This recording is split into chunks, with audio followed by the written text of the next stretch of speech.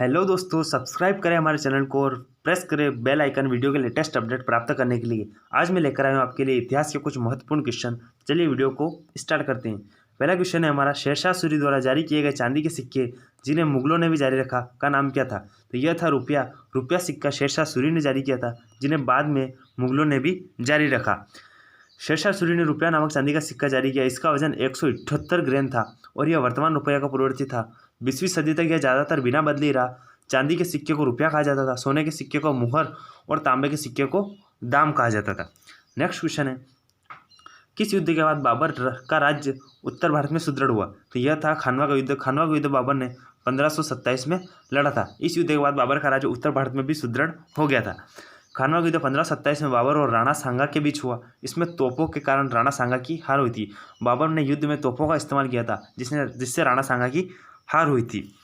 Next question है, राजस्थान में शाकंभरी किस राजवंश से संबंधित है? तो यह है चौहान राजवंश से संबंधित।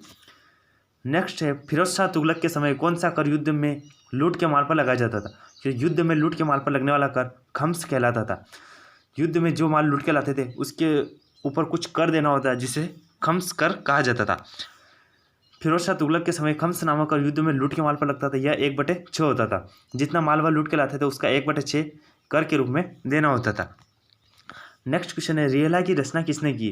तो रियला नामक पुस्तक की रचना की इब्न बतूता ने रियला नामक पुस्तक की रचना की थी। इब्न बतूता एक मोरक्को यात्री था। इसने रियला नामक पुस्तक लिखी।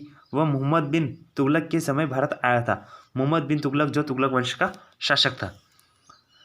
नेक्स्ट क्वेश्चन, बाजीराव पेशवा का जन्म कहाँ हुआ? तो बाजीराव पेशवा का जन्म हुआ था 1700 ईस्वी में। बाजीराव पेशवा का जन्म हुआ था। बाजीराव पेशवा मराठा साम्राज्य के पेशवा थे। उनका जन्म 1700 ईस्वी में हुआ। उन्हें 1720 में पेशवा बनाया गया और 20 वर्ष के काल में उन्होंने अपने साम्राज्य का विस्तार किया। वो कभी किसी युद्ध में नहीं हारे थे। फतवाए आलमगीरी नामक इस्लामिक कानूनों का संग्रह किस मुगल शासक काल में किया गया?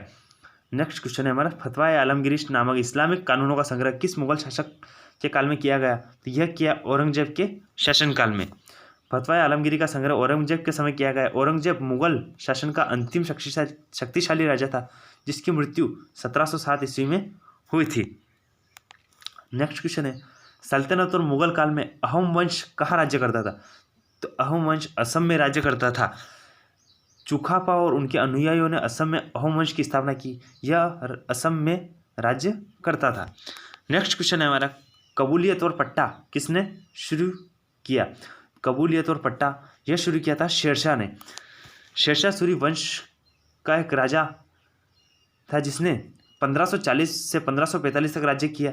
1540 से 1545 तक शेरशाह सूरी ने राज्य किया। यह सूरी वंश का शासक था। कबूलियत और पट्टा उसने ही प्रारंभ की थी। नेक्स्ट क्वेश्चन है, मुस्लिम राजाओं के आक्रमण से पहले कौन सी प्रथा प्रचलित थी? तो मुस्लिम राजाओं के आक्रमण से पहले दास प्रथा प्रचलित थी। पर्दा प्रथा, बाल विवाह और सती प्रथा मुस्लिम आक्रमणकारियों की ही देन है। पर्दा प्रथा, बाल विवाह और सती प्रथा मुस्लिम आक्रमणकारियों की देन है। मुस्लिम राजाओं के अपहरण से महिलाओं, लड़कियों को बचाने के लिए हिंदुओं ने पर्दा प्रथा, बाल विवाह, सती प्रथा, जौहर प्रथा प्रारंभ की थी। मुस्लिम आक्रमणों से पहले यह कोई प्रथा भारत में नहीं थी। हालांकि दास प्रथा पहले से प्रचलित थी। नेक्स्ट क्वेश्चन है हमारा, लाख बख्श किसे कहा जाता था? लाख बख्श कहा जाता था कुतुबुद्दीन ऐबक को। कुतुबुद्दीन ऐबक गुलाम वंश की संस्थापक था। इसने गुलाम वंश की स्थापना 1206 ईस्वी में की थी। कुतुबुद्दीन ऐबक को लाखों का दान करने के कारण लाख बख्श कहा जाता था। नेक्स्ट क्वेश्चन है हमारा, पेशवा बाजीराव किसके पुत्र थे? तो पेशवा बाजीराव थे बालाजी विश्वनाथ के पुत्र। बालाजी विश्वनाथ के पुत्र थे पेशवा बाजीराव। पेशवा बाजीराव मराठा साम्राज्य के पेशवा थे। जो बालाजी बाजीराव के पुत्र थे उनका जन्म 1700 में हुआ था। बालाजी विश्वनाथ ने मराठा साम्राज्य को एक शक्तिशाली साम्राज्य बनाने में काफ़ी मदद की थी। नेक्स्ट क्वेश्चन है, चंदावर के युद्ध में मोहम्मद गोरी ने किसे हराया था? तो चंदावर के युद्ध में मोहम्मद गोरी ने जयचंद को हराया था।